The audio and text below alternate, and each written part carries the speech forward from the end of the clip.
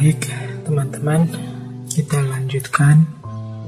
Kalau tadi sudah kita bahas tentang orientasi hidup masyarakat Jawa dengan memedomani cokro manggilingan, sekarang kita lanjutkan prinsip-prinsip hidup, sikap-sikap konkret ideal masyarakat Jawa sesuai dengan falsafah cokro manggilingan ini.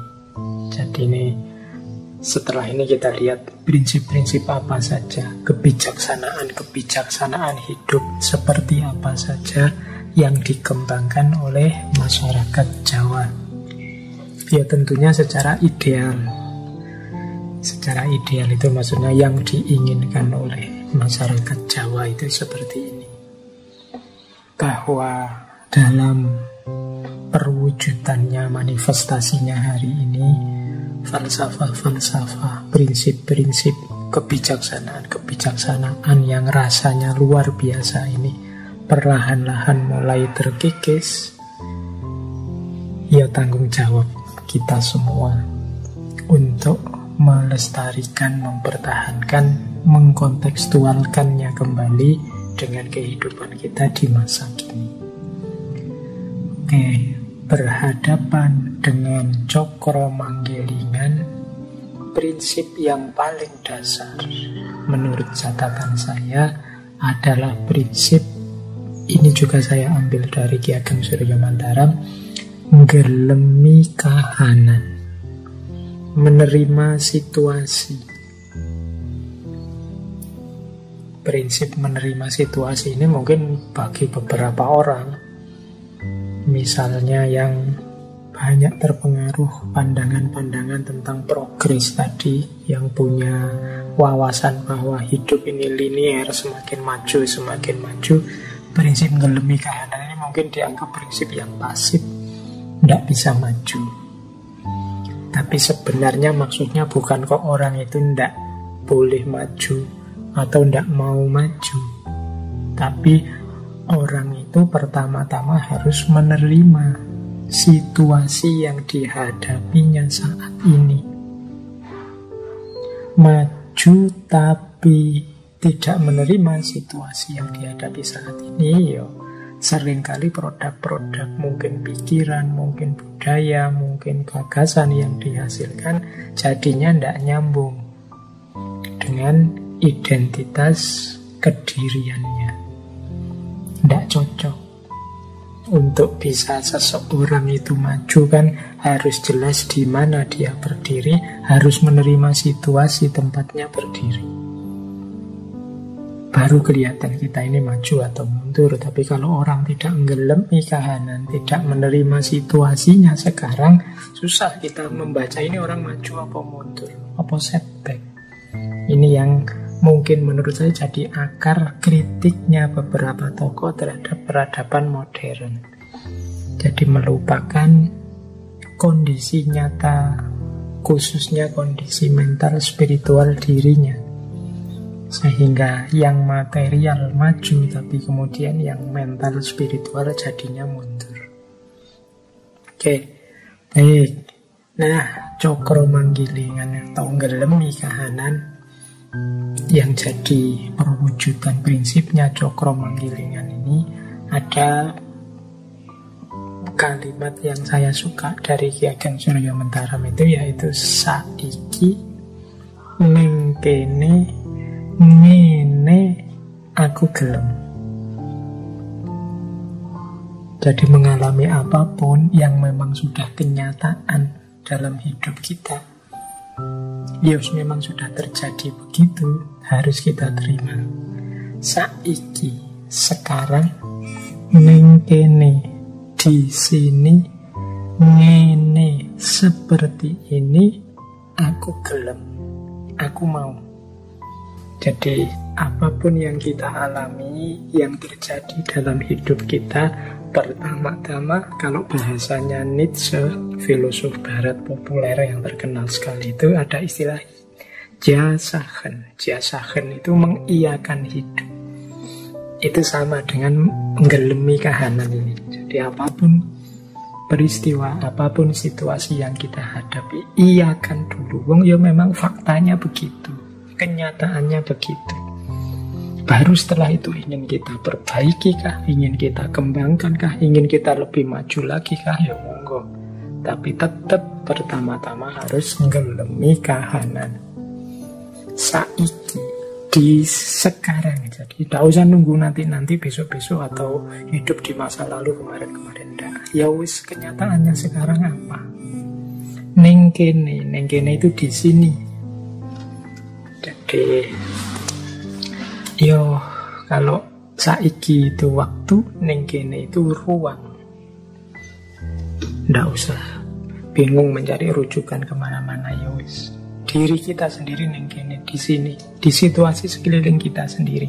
Ngene itu ngomong kondisi, situasi, modenya seperti ini. Aku gelem itu aku mau. Misalnya teman-teman mungkin membaca berita, wah orang Indonesia ini kok semakin ngamuan ya, semakin tersinggungan ya. Wah, teman-teman kita sekarang itu kok tambah cerewet ya, meskipun lewat medsos. Wah, tetangga-tetanggaku kok tambah egois ya, tambah susah untuk diajak hidup bersama-sama ya. Misalnya kita ngalami situasi macam-macam itu, ya kita iakan dulu. Ya memang kenyataannya begitu. Banyak orang tidak mau menerima kenyataan, membuat-buat alasan, mencari-cari dalih dari kenyataan, sehingga akhirnya dia malah salah memahami situasi, salah memahami kenyataan. Kalau kita salah memahami situasi, salah memahami kenyataan, tidak menerima kenyataan yang terjadi, ya sulit kalau kita ingin melakukan perbaikan-perbaikan. Oh iya Pak, kehidupan di tempat saya itu sekarang sudah mulai agak egois, rasa kebersamaannya kurang. Nah, ya berarti terus gimana cara kita menyikapi itu biar lebih baik, kan gitu. Tapi kalau sejak awal kita bikin dalih, misalnya, oh enggak Bapak, itu kelihatannya saja enggak rukun, aslinya ya rukun kok Pak. Kalau dulu ngobrolnya itu pakai nongkrong-nongkrong di luar bersama, sekarang pakai medsos Pak. Kalau dulu temannya sedikit, hanya kiri kanan, sekarang temannya sedunia Pak. Jadi tiap hari itu medsosan, tiap hari twitteran, tiap hari IG-an, jadi lebih luas Pak. Nggak bisa yang kayak gitu disebut nggak rukun. Nah ya, cuma kan secara kenyataan harus diakui ketika orang sibuk dengan gadget, ya kedekatan secara fisik, kebersamaan secara fisiknya berkurang dengan tetangga-tetangga, dengan teman-teman di sekitarnya. Nah ini diterima dulu, baru nanti dicarikan solusi, dicarikan perbaikan. Oh iya Pak, sekarang orang-orang itu gampang ngamuk, gampang marah, baperan Pak, mudah tersinggung sekarang. Kita salah ngomong sedikit bisa dilaporkan. Nah, ya diterima saja, situasinya memang begitu. Setelah itulah terus solusinya gimana? Nanti kan ada perbaikan. Disitulah gunanya ngelemi kahanan. Banyak yang tidak terima. Ya hidup kita ya ada baiknya, tapi juga ada buruknya, apapun itu. Maka kalau ada saudara kita, teman kita menyebut-nyebut buruknya, ya tidak harus kesusu ditolak. Siapa tahu itu memang kenyataannya begitu. Kita terima, kemudian kita perbaiki. Jadi ini tidak harus diartikan kritik Barat tadi, misalnya, oh ini pasif, ini tidak aktif. Tidak, justru terukur tindakannya, tidak asal maju. Inilah gunanya ngelemi kahanan. Makanya nanti di masyarakat Jawa itu ada istilah tadah, peradah, dan ora wegah. Tadah itu tidak meminta apapun. Tidak meminta itu maksudnya bukan tidak punya keinginan, tapi tidak banyak menuntut. Mensyukuri apa yang sudah dicapai. Orang bersyukur itu biasanya yang tidak mengeluh, tidak menuntut. Itu tadah, menerima tadi, ngelemi kahanan. Tapi juga tidak diam. Selanjutnya ada perada. Perada itu mau repot, untuk perbaikan sesama, untuk menyumbang tenaga, menyumbang pikiran, nyumbang ilmu, nyumbang harta untuk kehidupan sesama. Itu namanya prada. Jadi setelah menerima tadah, kemudian prada. Jadi tidak ada hubungannya dengan malas atau pasif. Justru dengan potensi yang sudah diakui, dimiliki saat ini, berusaha untuk melakukan yang terbaik, meskipun itu repot, meskipun itu capek, meskipun itu kehilangan. Itu namanya prada. Jadi ikhlas memberi. Dan yang ketiga, ora wegah. Ora wegah itu tidak males, tidak segan, tidak enggan, tidak menunda-nunda, tidak milih-milih ketika akan melakukan kebaikan. Jadi tidak hanya rebahan, ngerti ribuan jutaan konsep kebaikan, ngerti ratusan hikmah kebijaksanaan, kalau tidak diterjemahkan dalam kehidupan nyata sehari-hari, kalau kita hanya wegah saja, malas, menunda-nunda, menunggu-nunggu besok saja, nanti saja, atau milih yang enak-enak saja, itu juga namanya wegah.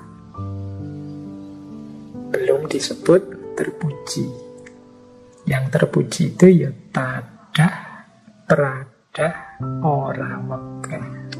Jadi setelah tadah menerima kahanan, gelemi kahanan, setelah itu prada, mau repot, ikhlas memberi untuk sesama, dan yang ketiga, tidak malas, tidak enggan, tidak menunda-nunda, tidak memilih-milih.